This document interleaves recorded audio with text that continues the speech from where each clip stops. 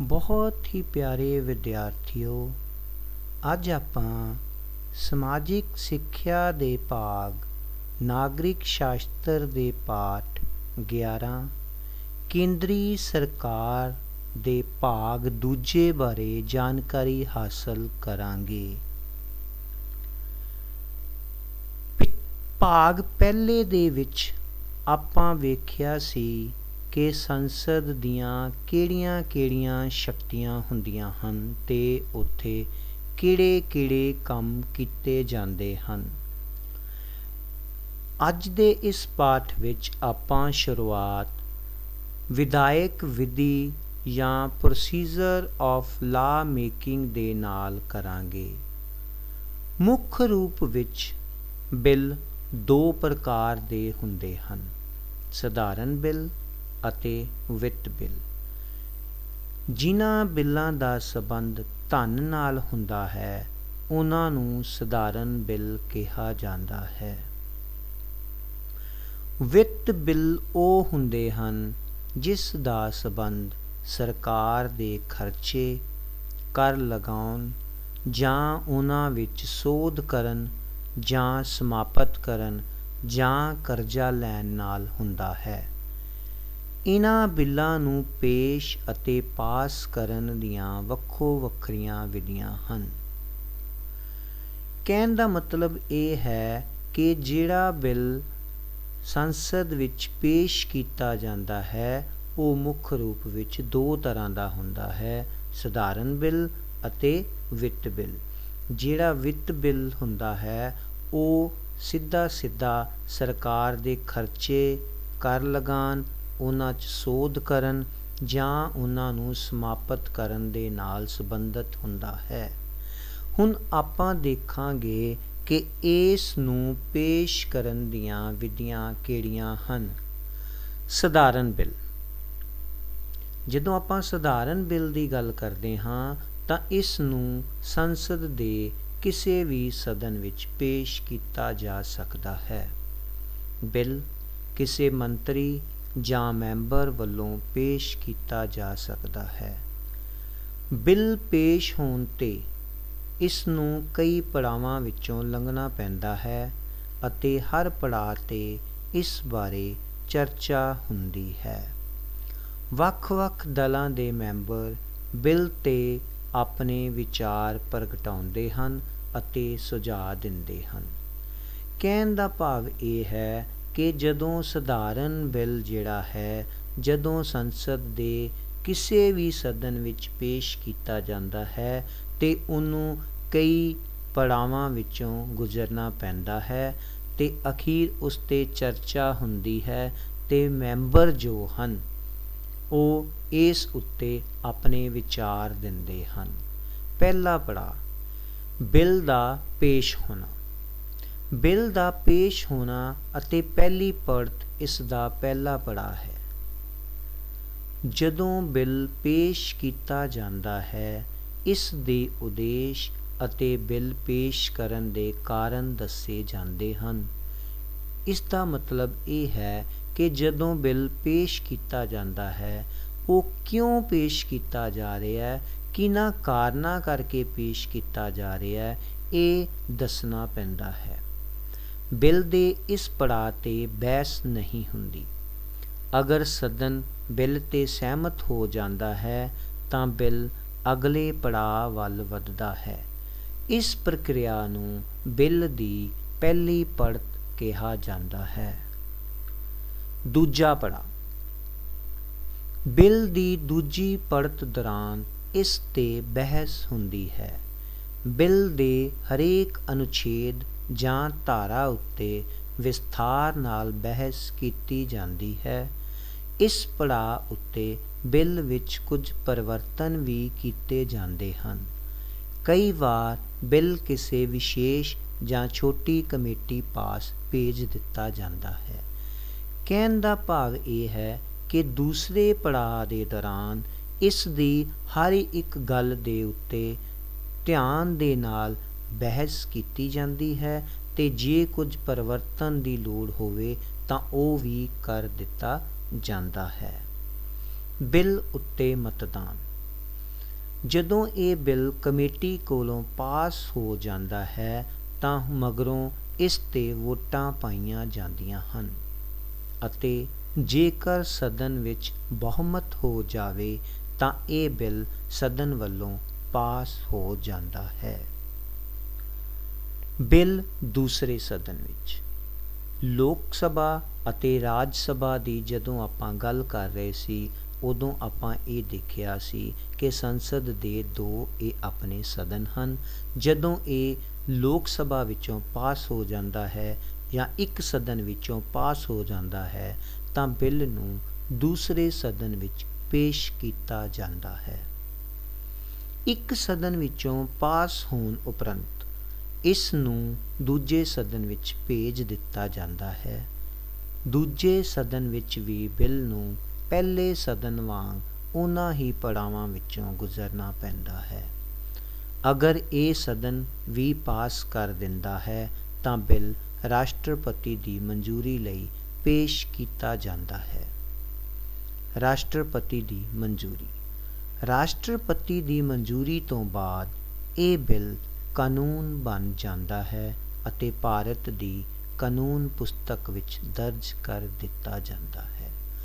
ਇਸ ਤਰੀਕੇ ਦੇ ਨਾਲ ਜਦੋਂ ਕੋਈ ਬਿੱਲ ਸਦਨ ਵਿੱਚ ਪੇਸ਼ ਕਰ ਦਿੱਤਾ ਜਾਂਦਾ ਹੈ ਤਾਂ ਉਸ ਦੀਆਂ ਸਾਰੀਆਂ ਧਾਰਾਵਾਂ 'ਤੇ ਬਹਿਸ ਹੋਣ ਉਪਰੰਤ ਇੱਕ ਸਦਨ ਤੋਂ ਦੂਸਰੇ ਸਦਨ ਅਤੇ ਦੂਸਰੇ ਸਦਨ ਤੋਂ ਪਾਸ ਹੋਣ ਉਪਰੰਤ ਰਾਸ਼ਟਰਪਤੀ ਦੀ ਮਨਜ਼ੂਰੀ ਲਈ ਭੇਜਿਆ ਜਾਂਦਾ ਹੈ ਤੇ ਰਾਸ਼ਟਰਪਤੀ ਦੀ ਮਨਜ਼ੂਰੀ ਮਿਲਣ ਤੋਂ ਬਾਅਦ ਇਹ ਬਿੱਲ ਕਾਨੂੰਨ ਦਾ ਰੂਪ ਲੈ ਲੈਂਦਾ ਹੈ। ਇਸ ਤਰੀਕੇ ਨਾਲ ਇਹ ਬਿੱਲ ਜਿਹੜਾ ਹੈ ਉਹ ਕਾਨੂੰਨ ਬਣ ਜਾਂਦਾ ਹੈ। ਵਿੱਤ ਬਿੱਲ। ਪਹਿਲੇ ਆਪਾਂ ਗੱਲ ਕੀਤੀ ਹੈ ਸਧਾਰਨ ਬਿੱਲ। ਹੁਣ ਬੱਚਿਓ ਆਪਾਂ ਗੱਲ ਕਰਾਂਗੇ ਵਿੱਤ ਬਿੱਲ। ਵਿੱਤ ਬਿੱਲ ਕਰ ਲਗਾਉਣ, ਸਮਾਪਤ ਕਰਨ, ਘੱਟ ਕਰਨ ਜਾਂ ਧਨ ਉਧਾਰ ਲੈਣ ਜਾਂ ਦੇਣ ਨਾਲ ਜਾਂ ਮਦਾਂ ਨਾਲ ਸੰਬੰਧਿਤ ਹੁੰਦਾ ਹੈ। ਯਾਨੀ ਕਿ ਸਿੱਧੇ ਸਿੱਧੇ ਤਰੀਕੇ ਦੇ ਨਾਲ ਜਿਹੜਾ ਬਿੱਲ ਪੈਸੇ ਦੇ ਨਾਲ ਜਾਂ ਖਜ਼ਾਨੇ ਦੇ ਨਾਲ ਸੰਬੰਧਿਤ ਹੁੰਦਾ ਹੈ ਉਸ ਨੂੰ ਵਿੱਤ ਬਿੱਲ ਕਹਿ ਦਿੰਦੇ ਹਾਂ। ਸੰਵਿਧਾਨ ਅਨੁਸਾਰ ਰਾਸ਼ਟਰਪਤੀ ਨੂੰ ਹਰੇਕ ਸਾਲ ਬਜਟ ਨੂੰ ਤਿਆਰ ਕਰਵਾਉਣ ਅਤੇ ਸੰਸਦ ਦੇ ਦੋਹਾਂ ਸਦਨਾਂ ਸਾਹਮਣੇ ਪੇਸ਼ ਕਰਨ ਜ਼ਰੂਰੀ ਹੈ। ਬਜਟ ਪੇਸ਼ ਹੋਣ 'ਤੇ 3 ਦਿਨਾਂ ਮਗਰੋਂ ਬਜਟ ਉੱਤੇ ਦੋਹਾਂ ਸਦਨਾਂ ਵਿੱਚ ਆਮ ਬਹਿਸ ਹੁੰਦੀ ਹੈ। ਬਜਟ ਉੱਪਰ ਆਮ ਬਹਿਸ ਅਤੇ ਵੱਖ-ਵੱਖ ਮੰਗਾਂ ਉੱਪਰ ਵਿਚਾਰ ਕਰਨ ਮਗਰੋਂ ਇਹ ਪਾਸ ਕੀਤਾ ਜਾਂਦਾ ਹੈ। ਮੰਗਾਂ ਉੱਤੇ ਵਿਚਾਰ ਵਟਾਂਦਰਾ ਕਰਨ ਤੋਂ ਬਾਅਦ ਇਸ ਨੂੰ ਇੱਕ ਬਿੱਲ ਦੇ ਰੂਪ ਵਿੱਚ ਲੋਕ ਸਭਾ ਵਿੱਚ ਪੇਸ਼ ਕੀਤਾ ਜਾਂਦਾ ਹੈ। ਕਹਿਣ ਦਾ ਮਤਲਬ ਇਹ ਹੈ ਕਿ ਜਿਹੜਾ ਬਿੱਲ ਵਿੱਤ ਬਿੱਲ ਹੈ ਉਹ ਜਦੋਂ ਲੋਕ ਸਭਾ ਵਿੱਚ ਪੇਸ਼ ਕੀਤਾ ਜਾਂਦਾ ਹੈ ਤੇ ਉਸ ਦੇ ਉੱਤੇ ਸਾਰੀਆਂ ਮੰਗਾਂ 'ਤੇ ਵਿਚਾਰ ਵਟਾਂਦਰਾ ਕਰਨ ਤੋਂ ਬਾਅਦ ਇਸ ਬਿੱਲ ਨੂੰ ਲੋਕ ਸਭਾ ਵਿੱਚ ਜਦੋਂ ਪੇਸ਼ ਕੀਤਾ ਜਾਂਦਾ ਹੈ ਤਾਂ ਲੋਕ ਸਭਾ ਤੋਂ ਪਾਸ ਹੋਣ ਉਪਰੰਤ ਰਾਜ ਸਭਾ ਕੋਲ ਸਿਫਾਰਿਸ਼ ਕਰਨ ਲਈ ਭੇਜਿਆ ਜਾਂਦਾ ਹੈ ਅਤੇ 14 ਦਿਨਾਂ ਦੇ ਅੰਦਰ ਅੰਦਰ ਰਾਜ ਸਭਾ ਨੇ ਆਪਣੀਆਂ ਸਿਫਾਰਿਸ਼ਾਂ ਸਹਿਤ ਇਸ ਨੂੰ ਵਾਪਸ ਭੇਜਣਾ ਹੁੰਦਾ ਹੈ। ਜੇ ਇਹ ਬਿੱਲ 14 ਦਿਨਾਂ ਵਿੱਚ ਵਾਪਸ ਨਹੀਂ ਵੀ ਆਉਂਦਾ ਤਾਂ ਇਹ ਬਿੱਲ ਰਾਸ਼ਟਰਪਤੀ ਦੀ ਪ੍ਰਵਾਨਗੀ ਲਈ ਭੇਜ ਦਿੱਤਾ ਜਾਂਦਾ ਹੈ। ਰਾਸ਼ਟਰਪਤੀ ਦੀ ਪ੍ਰਵਾਨਗੀ ਤੋਂ ਬਾਅਦ ਧਨ ਬਿੱਲ ਵਿੱਤੀ ਕਾਨੂੰਨ ਬਣ ਜਾਂਦਾ ਹੈ। ਇੱਥੇ ਇਹ ਦੱਸਣਾ ਜ਼ਰੂਰੀ ਹੈ ਬੱਚਿਓ, ਧਿਆਨ ਦਿਓ ਕਿ ਲੋਕ ਸਭਾ ਤੋਂ ਬਾਅਦ ਇਹ ਰਾਜ ਸਭਾ ਦੇ ਕੋਲ 14 ਦਿਨਾਂ ਲਈ ਭੇਜਿਆ ਜਾਂਦਾ ਹੈ ਤੇ ਰਾਜ ਸਭਾ ਨੇ ਇਸ ਨੂੰ 14 ਦਿਨਾਂ ਦੇ ਵਿੱਚ ਵਾਪਸ ਕਰਨਾ ਹੁੰਦਾ ਹੈ ਅਤੇ ਜੇ ਇਹ ਰਾਜ ਸਭਾ ਦੇ ਵਿੱਚ 14 ਦਿਨਾਂ 'ਚੋਂ ਵਾਪਸ ਨਹੀਂ ਆਉਂਦਾ ਤਾਂ ਇਸ ਨੂੰ ਰਾਸ਼ਟਰਪਤੀ ਕੋਲ ਪ੍ਰਵਾਨਗੀ ਲਈ ਭੇਜ ਦਿੱਤਾ ਜਾਂਦਾ ਹੈ ਤੇ ਰਾਸ਼ਟਰਪਤੀ ਦੀ ਪ੍ਰਵਾਨਗੀ ਤੋਂ ਬਾਅਦ ਇਹ ਬਿੱਲ ਵਿੱਤੀ ਕਾਨੂੰਨ ਬਣ ਜਾਂਦਾ ਹੈ। ਸੰਵਿਧਾਨ ਦੁਆਰਾ ਕੇਂਦਰੀ ਕਾਰਜਪਾਲਿਕਾ ਦੀਆਂ ਸ਼ਕਤੀਆਂ ਰਾਸ਼ਟਰਪਤੀ ਨੂੰ ਸੌਂਪੀਆਂ ਗਈਆਂ ਹਨ। ਪਿਆਰੇ ਵਿਦਿਆਰਥੀਓ, ਇਹ ਗੱਲ ਇਹ ਹੈ ਕਿ ਇੱਥੇ ਰਾਸ਼ਟਰਪਤੀ ਮੁਖੀ ਤਾਂ ਹੈ ਪਰ ਉਹ ਨਾਮ ਮਾਤਰ ਦਾ ਮੁਖੀ ਹੈ। ਅਸਲ ਸ਼ਕਤੀਆਂ ਜੋ ਹਨ ਉਹ ਕਾਰਜਪਾਲਿਕਾ ਦੇ ਕੋਲ ਹਨ। ਕਾਰਜਪਾਲਿਕਾ ਦੇ ਵਿੱਚ ਪ੍ਰਧਾਨ ਮੰਤਰੀ ਅਤੇ ਉਸ ਦੇ ਮੰਤਰੀ ਆ ਜਾਂਦੇ ਹਨ। ਇਸ ਲਈ ਸੰਵਿਧਾਨ ਦੁਆਰਾ ਕੇਂਦਰੀ ਕਾਰਜਪਾਲਿਕਾ ਦੀਆਂ ਸ਼ਕਤੀਆਂ ਰਾਸ਼ਟਰਪਤੀ ਨੂੰ ਸੌਂਪੀਆਂ ਗਈਆਂ ਹਨ। ਰਾਸ਼ਟਰਪਤੀ ਇਹਨਾਂ ਸ਼ਕਤੀਆਂ ਦੀ ਵਰਤੋਂ ਮੰਤਰੀ ਪ੍ਰੀਸ਼ਦ ਦੀ ਸਲਾਹ ਅਨੁਸਾਰ ਕਰਦਾ ਹੈ, ਜਦਕਿ ਪ੍ਰਸ਼ਾਸਨ ਸੰਬੰਧੀ ਸਾਰੇ ਫੈਸਲੇ ਮੰਤਰੀ ਪ੍ਰੀਸ਼ਦ ਹੀ ਕਰਦੀ ਹੈ। ਰਾਸ਼ਟਰਪਤੀ ਉਹਨਾਂ 'ਤੇ ਕੇਵਲ ਹਸਤਾਖਰ ਕਰਦਾ ਹੈ। ਸੰਖੇਪ ਵਿੱਚ, ਭਾਰਤ ਦਾ ਰਾਸ਼ਟਰਪਤੀ ਦੇਸ਼ ਦੀ ਕਾਰਜਪਾਲਿਕਾ ਦਾ ਸੰਵਿਧਾਨਿਕ ਮੁਖੀ ਹੁੰਦਾ ਹੈ, ਜਦਕਿ ਪ੍ਰਧਾਨ ਮੰਤਰੀ ਸਮੇਤ ਮੰਤਰੀ ਪ੍ਰੀਸ਼ਦ ਦੇਸ਼ ਦੀ ਵਾਸਤਵਿਕ ਕਾਰਜਪਾਲਿਕਾ ਹੁੰਦੇ ਹੈ। ਕਹਿਣ ਦਾ ਮਤਲਬ ਇਹ ਹੈ ਕਿ ਰਾਸ਼ਟਰਪਤੀ ਜੋ ਵੀ ਫੈਸਲੇ ਮੰਤਰੀ ਪ੍ਰੀਸ਼ਦ ਦੁਆਰਾ ਲਿੱਤੇ ਜਾਂਦੇ ਹਨ ਉਹਨਾਂ ਉੱਤੇ ਕੇਵਲ ਹਸਤਾਖਰ ਕਰਦਾ ਹੈ। ਜੋ ਪ੍ਰਧਾਨ ਮੰਤਰੀ ਔਰ ਉਸ ਦੀ ਮੰਤਰੀ ਪ੍ਰੀਸ਼ਦ ਦੇ ਬੰਦੇ ਹਨ ਉਹ ਵਾਸਤਵਿਕ ਕਾਰਜਪਾਲਿਕਾ ਹਨ। ਰਾਸ਼ਟਰਪਤੀ ਦੀ ਚੋਣ। ਆਪਾਂ ਗੱਲ ਰਾਸ਼ਟਰਪਤੀ ਦੀ ਕਰ ਰਹੇ ਸੀ, ਇਸ ਕਰਕੇ ਪਹਿਲਾਂ ਆਪਾਂ ਰਾਸ਼ਟਰਪਤੀ ਦੀ ਚੋਣ ਵਿਧੀ ਬਾਰੇ ਗੱਲ ਕਰਾਂਗੇ। ਭਾਰਤ ਦਾ ਰਾਸ਼ਟਰਪਤੀ ਜਨਤਾ ਦੇ ਪ੍ਰਤੀਨਿਧੀਆਂ ਦੁਆਰਾ ਅਪਰਤੱਖ ਢੰਗ ਨਾਲ ਚੁਣਿਆ ਜਾਂਦਾ ਹੈ। ਸੰਵਿਧਾਨ ਅਨੁਸਾਰ ਰਾਸ਼ਟਰਪਤੀ ਬਣਨ ਲਈ ਉਮੀਦਵਾਰ ਦੀਆਂ ਇਹ ਯੋਗਤਾਵਾਂ ਹੋਣੀਆਂ ਜ਼ਰੂਰੀ ਹਨ। ਜਿਸ ਵੀ ਵਿਅਕਤੀ ਨੇ ਰਾਸ਼ਟਰਪਤੀ ਬਣਨਾ ਹੁੰਦਾ ਹੈ ਉਸ ਵਿੱਚ ਕੁਝ ਯੋਗਤਾਵਾਂ ਹੋਣੀਆਂ ਜ਼ਰੂਰੀ ਹਨ, ਜਿਵੇਂ ਉਹ ਭਾਰਤ ਦਾ ਨਾਗਰਿਕ ਹੋਵੇ, 35 ਸਾਲ ਤੋਂ ਵੱਧ ਉਮਰ ਦਾ ਹੋਵੇ, ਕਿਸੇ ਸਰਕਾਰੀ ਲਾਹੇਵੰਦ ਅਹੁਦੇ 'ਤੇ ਨਾ ਹੋਵੇ, ਲੋਕ ਸਭਾ ਦਾ ਮੈਂਬਰ ਬਣਨ ਦੀ ਯੋਗਤਾ ਰੱਖਦਾ ਹੋਵੇ। ਯਾਨੀ ਕਿ ਉਸ ਦੇ ਵਿੱਚ ਇਹ ਵਾਲੀਆਂ ਯੋਗਤਾਵਾਂ ਹੋਣੀਆਂ ਜ਼ਰੂਰੀ ਹਨ। ਚੋਣ ਮੰਡਲ। ਹੁਣ ਕਿਸ ਤਰੀਕੇ ਦੇ ਨਾਲ ਰਾਸ਼ਟਰਪਤੀ ਚੁਣਿਆ ਜਾਂਦਾ ਹੈ? ਰਾਸ਼ਟਰਪਤੀ ਇੱਕ ਚੋਣ ਮੰਡਲ ਦੁਆਰਾ ਚੁਣਿਆ ਜਾਂਦਾ ਹੈ। ਚੋਣ ਮੰਡਲ ਵਿੱਚ ਸੰਸਦ ਦੇ ਦੋਵੇਂ ਸਦਨਾਂ ਦੇ ਚੁਣੇ ਹੋਏ ਮੈਂਬਰ ਅਤੇ ਰਾਜਾਂ ਦੀਆਂ ਵਿਧਾਨ ਸਭਾਵਾਂ ਦੇ ਚੁਣੇ ਹੋਏ ਮੈਂਬਰ ਸ਼ਾਮਲ ਹੁੰਦੇ ਹਨ।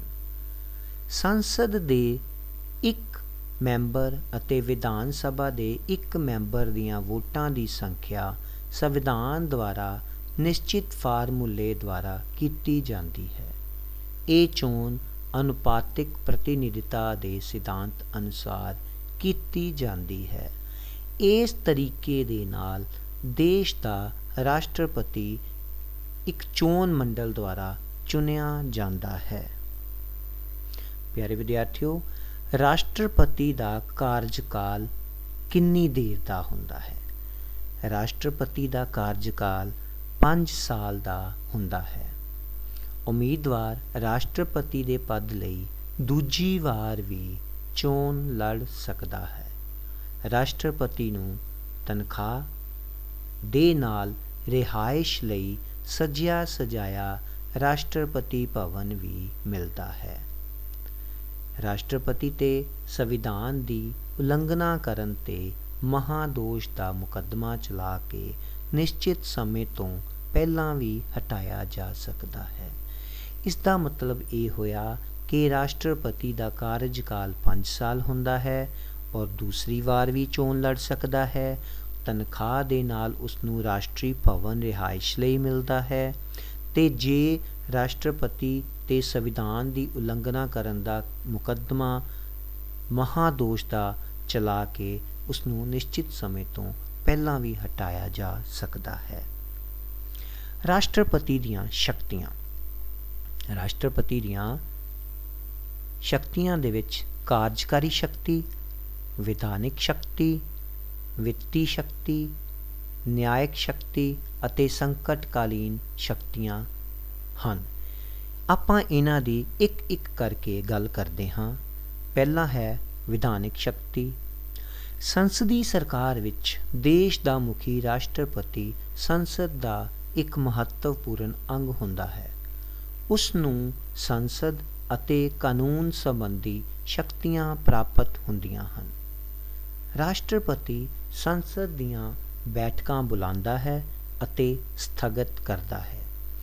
ਜਦੋਂ ਸੰਸਦ ਦਾ ਇਜਲਾਸ ਬੁਲਾਉਣਾ ਹੁੰਦਾ ਹੈ ਤਾਂ ਦੋਹਾਂ ਸਦਨਾਂ ਦੀ ਸਾਂਝੀ ਬੈਠਕ ਵਿੱਚ ਉਹ ਆਪਣਾ ਭਾਸ਼ਣ ਦੇ ਕੇ ਇਜਲਾਸ ਦਾ ਉਦਘਾਟਨ ਕਰਦਾ ਹੈ। ਕਹਿਣ ਦਾ ਮਤਲਬ ਇਹ ਹੈ ਕਿ ਜਦੋਂ ਸੰਸਦ ਦੀਆਂ ਬੈਠਕਾਂ ਬੁਲਾਈਆਂ ਜਾਂਦੀਆਂ ਹਨ ਤਾਂ ਰਾਸ਼ਟਰਪਤੀ ਦੇ ਭਾਸ਼ਣ ਦੇ ਨਾਲ ਇਸ ਦਾ ਉਦਘਾਟਨ ਹੁੰਦਾ ਹੈ। ਸੰਸਦ ਦੁਆਰਾ ਪਾਸ ਕੀਤਾ ਜਾਣ ਵਾਲਾ ਬਿੱਲ ਰਾਸ਼ਟਰਪਤੀ ਦੇ ਹਸਤਾਖਰ ਹੋਣ ਉਪਰੰਤ ਕਾਨੂੰਨ ਬਣਦਾ ਹੈ। ਜਦੋਂ ਸੰਸਦ ਦੀ ਬੈਠਕ ਨਾ ਹੋ ਰਹੀ ਹੋਵੇ ਤਾਂ ਉਸ ਸਮੇਂ ਲੋੜ ਅਨੁਸਾਰ ਰਾਸ਼ਟਰਪਤੀ ਅਧਿਆਦੇਸ਼ ਜਾਰੀ ਕਰ ਸਕਦਾ ਹੈ। ਇਹ ਅਧਿਆਦੇਸ਼ ਕਾਨੂੰਨ ਵਾਂਗ ਹੀ ਮੰਨਿਆ ਜਾਂਦਾ ਹੈ ਕਿ ਜਦੋਂ ਸੰਸਦ ਦੀ ਬੈਠਕ ਨਾ ਚੱਲ ਰਹੀ ਹੋਵੇ ਤਾਂ ਕਿਸੇ ਅਧਿਆਦੇਸ਼ ਨੂੰ ਜਾਰੀ ਕਰ ਦਿੱਤਾ ਜਾਵੇ ਰਾਸ਼ਟਰਪਤੀ ਦੁਆਰਾ ਅਤੇ ਇਹ ਅਧਿਆਦੇਸ਼ ਨੂੰ ਇੱਕ ਕਾਨੂੰਨ ਵਾਂਗ ਹੀ ਸਮਝਿਆ ਜਾਂਦਾ ਹੈ। ਵਿੱਤੀ ਸ਼ਕਤੀਆਂ। ਰਾਸ਼ਟਰਪਤੀ ਸੰਸਦ ਦੇ ਸਾਹਮਣੇ ਸਰਕਾਰ ਦਾ ਸਾਲਾਨਾ ਵਿੱਤੀ ਵੇਰਵਾ ਪੇਸ਼ ਕਰਦਾ ਹੈ। ਬਜਟ ਵਿੱਚ ਸਰਕਾਰ ਦੇ ਖਰਚੇ ਅਤੇ ਆਮਦਨ ਦੀ ਸੰਭਾਵਿਤ ਰਾਸ਼ੀ ਹੁੰਦੀ ਹੈ। ਰਾਸ਼ਟਰਪਤੀ ਦੀ ਅਗੇਤਰੀ ਪ੍ਰਵਾਨਗੀ ਉਪਰੰਤ ਹੀ ਵਿੱਤ ਬਿੱਲ ਲੋਕ ਸਭਾ ਵਿੱਚ ਪੇਸ਼ ਕੀਤਾ ਜਾਂਦਾ ਹੈ। ਰਾਸ਼ਟਰਪਤੀ ਸੰਚਿਤ ਅਤੇ ਅਚਨਚੇਤ ਖਜ਼ਾਨੇ ਵਿੱਚੋਂ ਧਨ ਕੱਢ ਸਕਦਾ ਹੈ, ਪਰ ਇਸ ਲਈ ਸੰਸਦ ਦੀ ਪ੍ਰਵਾਨਗੀ ਲੈਣੀ ਜ਼ਰੂਰੀ ਹੈ। ਯਾਨੀ ਕਹਿਣ ਦਾ ਮਤਲਬ ਇਹ ਹੈ ਕਿ ਰਾਸ਼ਟਰਪਤੀ ਦੀ ਪ੍ਰਵਾਨਗੀ ਉਪਰੰਤ ਹੀ ਬਿੱਲ ਜਿਹੜਾ ਹੈ ਵਿੱਤ ਬਿੱਲ ਲੋਕ ਸਭਾ ਵਿੱਚ ਪੇਸ਼ ਕੀਤਾ ਜਾਂਦਾ ਹੈ। ਨਿਆਇਕ ਸ਼ਕਤੀਆਂ। ਸੰਵਿਧਾਨ ਵੱਲੋਂ ਰਾਸ਼ਟਰਪਤੀ ਨੂੰ ਕੁਝ ਨਿਆਇਕ ਸ਼ਕਤੀਆਂ ਸੌਂਪੀਆਂ ਗਈਆਂ ਹਨ। ਰਾਸ਼ਟਰਪਤੀ ਦੇ ਕਾਰਜਕਾਲ ਦੌਰਾਨ ਕਿਸੇ ਵੀ ਅਦਾਲਤ ਵਿੱਚ ਉਸ ਦੇ ਵਿਰੁੱਧ ਮੁਕੱਦਮਾ ਨਹੀਂ ਚਲਾਇਆ ਜਾ ਸਕਦਾ। ਰਾਸ਼ਟਰਪਤੀ ਕਿਸੇ ਵੀ ਅਪਰਾਧੀ ਦੀ ਸਜ਼ਾ ਘਟਾ ਸਕਦਾ ਹੈ ਜਾਂ ਬਿਲਕੁਲ ਵੀ ਮਾਫ਼ ਕਰ ਸਕਦਾ ਹੈ।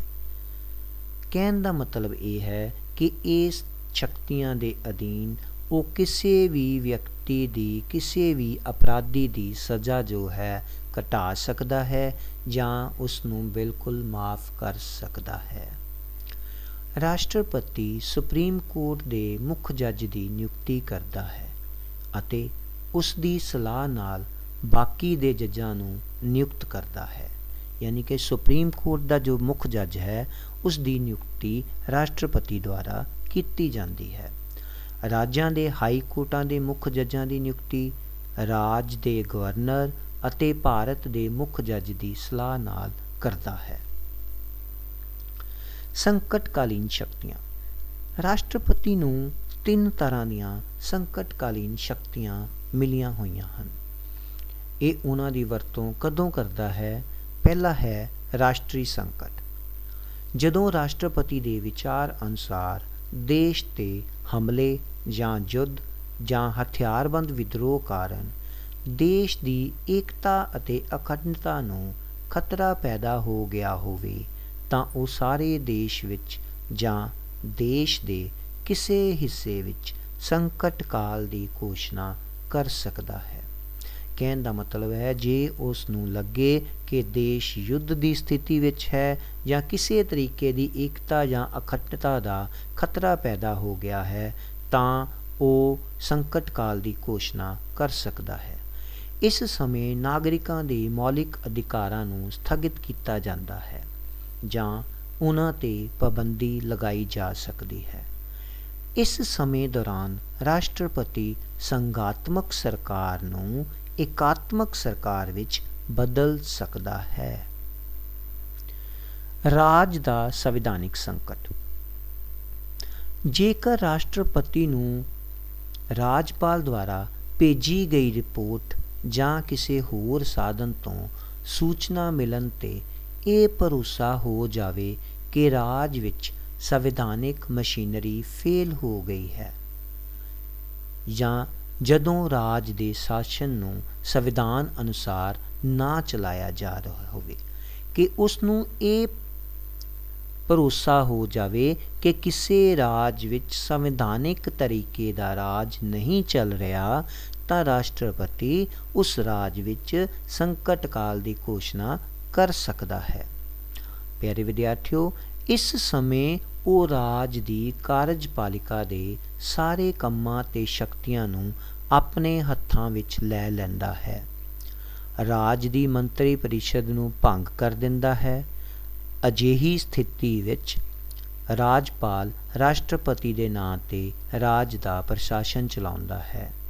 ਇਸ ਨੂੰ 6 ਮਹੀਨਿਆਂ ਲਈ ਚਲਾਇਆ ਜਾ ਸਕਦਾ ਹੈ। ਜੇਕਰ ਸੰਸਦ ਪ੍ਰਵਾਨਗੀ ਦੇਵੇ ਤਾਂ ਇਸ ਸਮਾਂ 6 ਮਹੀਨੇ ਲਈ ਹੋਰ ਵਧਾਇਆ ਜਾ ਸਕਦਾ ਹੈ। ਯਾਨੀ ਇਸ ਤਰੀਕੇ ਦੇ ਨਾਲ ਜੇ ਕਿਸੇ ਰਾਜ 'ਤੇ ਸੰਵਿਧਾਨਕ ਸੰਕਟ ਹੋਵੇ ਤਾਂ ਉਹ ਆਪਣੀ ਸ਼ਕਤੀ ਦੀ ਵਰਤੋਂ ਕਰ ਸਕਦਾ ਹੈ। ਵਿੱਤੀ ਸੰਕਟ, ਜੇਕਰ ਦੇਸ਼ ਦੀ ਆਰਥਿਕ ਸਥਿਤੀ ਅਜਿਹੀ ਹੋਵੇ ਜਿਸ ਨਾਲ ਆਰਥਿਕ ਅਸਥਿਰਤਾ ਲਈ ਖਤਰਾ ਪੈਦਾ ਹੋ ਸਕੇ, ਤਾਂ ਰਾਸ਼ਟਰਪਤੀ ਵਿੱਤੀ ਸੰਕਟ ਦੀ ਘੋਸ਼ਣਾ ਕਰ ਸਕਦਾ ਹੈ। ਕਹਿਣ ਦਾ ਮਤਲਬ ਇਹ ਹੈ ਕਿ ਜੇ ਲੱਗੇ ਕਿ ਦੇਸ਼ ਦੇ ਵਿੱਚ ਆਰਥਿਕਤਾ ਜਿਹੜੀ ਸਥਿਰ ਨਹੀਂ ਹੈ, ਉਸ ਲਈ ਕੋਈ ਖਤਰਾ ਪੈਦਾ ਹੋ ਗਿਆ ਹੈ, ਤਾਂ ਰਾਸ਼ਟਰਪਤੀ ਵਿੱਤੀ ਸੰਕਟ ਦੀ ਘੋਸ਼ਣਾ ਕਰ ਸਕਦਾ ਹੈ। ਸਾਰੇ ਸਰਕਾਰੀ ਕਰਮਚਾਰੀਆਂ, ਜਿਨ੍ਹਾਂ ਵਿੱਚ ਸੁਪਰੀਮ ਕੋਰਟ ਤੇ ਹਾਈ ਕੋਰਟ ਦੇ ਜੱਜ ਵੀ ਸ਼ਾਮਲ ਹੁੰਦੇ ਹਨ, ਤਨਖਾਹ ਜਾਂ ਭੱਤੇ ਘੱਟ ਕਰਨ ਦਾ ਆਦੇਸ਼ ਜਾਰੀ ਕਰ ਸਕਦਾ ਹੈ। ਰਾਜਾਂ ਵਿੱਚ ਆਮਦਨ ਦਾ ਸਾਧਾਰਨ ਵੰਡ ਵਿੱਚ ਵੀ ਪਰਿਵਰਤਨ ਕਰ ਸਕਦਾ ਹੈ। ਇਸ 'ਤੇ ਸੀਗੀਆਂ ਆਪਾਂ ਜਿਹੜੀ ਗੱਲ ਕੀਤੀ ਰਾਸ਼ਟਰਪਤੀ ਨੂੰ ਜਿਹੜੀਆਂ ਸ਼ਕਤੀਆਂ ਮਿਲੀਆਂ ਹੋਈਆਂ ਹਨ। ਇਸ ਤੋਂ ਬਾਅਦ ਪਿਆਰੇ ਵਿਦਿਆਰਥੀਓ, ਆਪਾਂ ਗੱਲ ਕਰਾਂਗੇ ਦੇਸ਼ ਦੇ ਉਪ ਰਾਸ਼ਟਰਪਤੀ ਦੀ। ਉਪ ਰਾਸ਼ਟਰਪਤੀ ਰਾਜ ਸਭਾ ਦਾ ਪਦੋਨੀਤ ਸਭਾਪਤੀ ਹੁੰਦਾ ਹੈ। ਉਹ ਸਦਨ ਦੀ ਕਾਰਵਾਈ ਨਿਯਮਾਂ ਅਨੁਸਾਰ ਚਲਾਉਂਦਾ ਹੈ। ਉਪ ਰਾਸ਼ਟਰਪਤੀ ਇੱਕ ਚੋਣ ਮੰਡਲ ਦੁਆਰਾ ਚੁਣਿਆ ਜਾਂਦਾ ਹੈ, ਜਿਸ ਵਿੱਚ ਲੋਕ ਸਭਾ ਅਤੇ ਰਾਜ ਸਭਾ ਦੇ ਮੈਂਬਰ ਹੁੰਦੇ ਹਨ। ਉਪ ਰਾਸ਼ਟਰਪਤੀ 5 ਸਾਲਾਂ ਲਈ ਚੁਣਿਆ ਜਾਂਦਾ ਹੈ, ਯਾਨੀ ਕਿ ਉਸ ਦੀ ਚੋਣ ਤੋਂ ਬਾਅਦ ਆਪਾਂ ਇਹ ਦੇਖ ਸਕਦੇ ਹਾਂ ਕਿ ਉਸ ਦਾ ਕਾਰਜਕਾਲ ਕਿੰਨੀ ਦੇਰ ਦਾ ਹੁੰਦਾ ਹੈ। ਉਸ ਦਾ ਕਾਰਜਕਾਲ 5 ਸਾਲਾਂ ਦਾ ਹੁੰਦਾ ਹੈ, ਪਰ ਸੰਸਦ ਆਪਣੇ ਬਹੁਮਤ ਨਾਲ 5 ਸਾਲ ਤੋਂ ਪਹਿਲਾਂ ਵੀ ਹਟਾ ਸਕਦੀ ਹੈ। ਉਪ ਰਾਸ਼ਟਰਪਤੀ ਰਾਸ਼ਟਰਪਤੀ ਦੀ ਬਿਮਾਰੀ ਜਾਂ ਵਿਦੇਸ਼ ਵਿੱਚ ਜਾਣ ਕਾਰਨ ਜਾਂ ਉਸ ਦੀ ਗੈਰ ਹਾਜ਼ਰੀ ਦੀ ਅਵਸਥਾ ਵਿੱਚ ਉਸ ਦੇ ਅਹੁਦੇ ਨੂੰ ਸੰਭਾਲਦਾ ਹੈ। ਕਹਿਣ ਦਾ ਮਤਲਬ ਇਹ ਹੈ ਕਿ ਜੇ ਕਿਸੇ ਕਾਰਨ ਰਾਸ਼ਟਰਪਤੀ ਆਪਣੇ ਅਹੁਦੇ 'ਤੇ ਮੌਜੂਦ ਨਹੀਂ ਹੈ, ਤਾਂ ਉਸ ਦੀ ਗੈਰ ਹਾਜ਼ਰੀ ਵਿੱਚ ਉਪ ਰਾਸ਼ਟਰਪਤੀ ਕੰਮਕਾਜ ਸੰਭਾਲਦਾ ਹੈ। ਜਦੋਂ ਰਾਸ਼ਟਰਪਤੀ ਅਸਤੀਫਾ ਦਿੰਦਾ ਹੈ ਜਾਂ ਉਸ ਦੀ ਮੌਤ ਹੋ ਜਾਂਦੀ ਹੈ, ਤਾਂ ਉਪ ਰਾਸ਼ਟਰਪਤੀ ਨਵੇਂ ਰਾਸ਼ਟਰਪਤੀ ਦੀ ਚੋਣ ਤੱਕ, ਜਿਹੜੀ 6 ਮਹੀਨਿਆਂ ਦੇ ਅੰਦਰ ਹੋਣੀ ਜ਼ਰੂਰੀ ਹੁੰਦੀ ਹੈ, ਰਾਸ਼ਟਰਪਤੀ ਦੇ ਅਹੁਦੇ ਦਾ ਸਾਰਾ ਕੰਮਕਾਜ ਸੰਭਾਲਦਾ ਹੈ। ਆਪਾਂ ਜਿਹੜੀ ਗੱਲ ਕੀਤੀ ਉਸ ਦੇ ਨਾਲ ਇਸ ਦਾ ਮਤਲਬ ਇਹ ਹੈ ਕਿ ਜੇ ਰਾਸ਼ਟਰਪਤੀ ਅਸਤੀਫਾ ਦੇ ਦਿੰਦਾ ਹੈ ਜਾਂ ਉਸ ਦੀ ਮੌਤ ਹੋ ਜਾਂਦੀ ਹੈ, ਤੇ 6 ਮਹੀਨਿਆਂ ਦੇ ਅੰਦਰ ਅੰਦਰ ਚੋਣ ਹੋਣੀ ਜ਼ਰੂਰੀ ਹੁੰਦੀ ਹੈ, ਤੇ ਉਨੀ ਦੇਰ ਤੱਕ ਉਪ ਰਾਸ਼ਟਰਪਤੀ ਰਾਸ਼ਟਰਪਤੀ ਦੇ ਅਹੁਦੇ ਦਾ ਸਾਰਾ ਕੰਮਕਾਜ ਸੰਭਾਲਦਾ ਹੈ। ਇਸ ਤਰੀਕੇ ਦੇ ਨਾਲ ਬੱਚਿਓ, ਆਪਾਂ ਇੱਕ ਜੋ ਵਿਧਾਇਕ ਪੇਸ਼ ਕੀਤਾ ਜਾਂਦਾ ਹੈ, ਉਹ ਬਿੱਲ ਦੇ ਰੂਪ ਵਿੱਚ ਪੇਸ਼ ਕੀਤਾ ਜਾਂਦਾ ਹੈ। ਇੱਕ ਬਿੱਲ ਕਾਨੂੰਨ ਕਿਵੇਂ ਬਣਦਾ ਹੈ, ਇਸ ਬਾਰੇ ਰਾਸ਼ਟਰਪਤੀ, ਉਸ ਦੀਆਂ ਸ਼ਕਤੀਆਂ, ਉਪ ਰਾਸ਼ਟਰਪਤੀ ਬਾਰੇ ਜਾਣਕਾਰੀ ਹਾਸਲ ਕੀਤੀ ਹੈ। ਇਸ ਤੋਂ ਬਾਅਦ ਆਪਾਂ ਦੇਖਾਂਗੇ ਕਿ ਇਹਨਾਂ ਦੇ ਵਿੱਚੋਂ ਕੁਝ ਪ੍ਰਸ਼ਨ ਨਿਕਲਦੇ ਹਨ ਕਿ ਆਪਾਂ ਜਿੰਨਾ ਪਾਠ ਕੀਤਾ ਹੈ ਉਸ ਦੇ ਦੌਰਾਨ ਕਿਹੜੀ ਚੀਜ਼ ਸਾਡੇ ਸਾਹਮਣੇ ਆਈ ਹੈ। ਆਪਾਂ ਗੱਲ ਕਰਾਂਗੇ ਬਿੱਲ ਕਿੰਨੀ ਤਰ੍ਹਾਂ ਦੇ ਹੁੰਦੇ ਹਨ।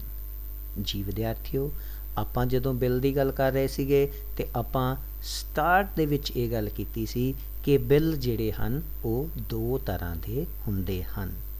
ਇੱਕ ਬਿੱਲ ਸੀ ਸਧਾਰਨ ਤੇ ਦੂਸਰਾ ਸੀ ਵਿੱਤੀ ਬਿੱਲ। ਦੂਸਰਾ ਕੁਐਸਚਨ ਹੈ, ਧਿਆਨ ਦੇਣਾ, ਲੋਕ ਸਭਾ ਦੁਆਰਾ ਪਾਸ ਬਿੱਲ ਨੂੰ ਰਾਜ ਸਭਾ ਕਿੰਨੇ ਸਮੇਂ ਤੱਕ ਆਪਣੇ ਕੋਲ ਰੱਖ ਸਕਦੀ ਹੈ।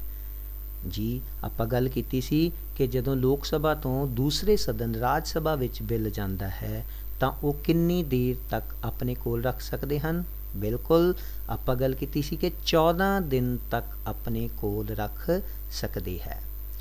ਰਾਸ਼ਟਰਪਤੀ ਦਾ ਕਾਰਜਕਾਲ ਕਿੰਨਾ ਹੁੰਦਾ ਹੈ। ਜੀ ਰਾਸ਼ਟਰਪਤੀ ਦਾ ਕਾਰਜਕਾਲ 5 ਸਾਲ ਦਾ ਹੁੰਦਾ ਹੈ। ਇਸ ਕਾਰਜਕਾਲ ਦੇ ਨਾਲ ਹੀ ਆਪਾਂ ਗੱਲ ਕਰ ਰਹੇ ਸੀ ਕਿ ਰਾਸ਼ਟਰਪਤੀ ਕੁਝ ਨਿਯੁਕਤੀਆਂ ਵੀ ਕਰਦਾ ਹੈ।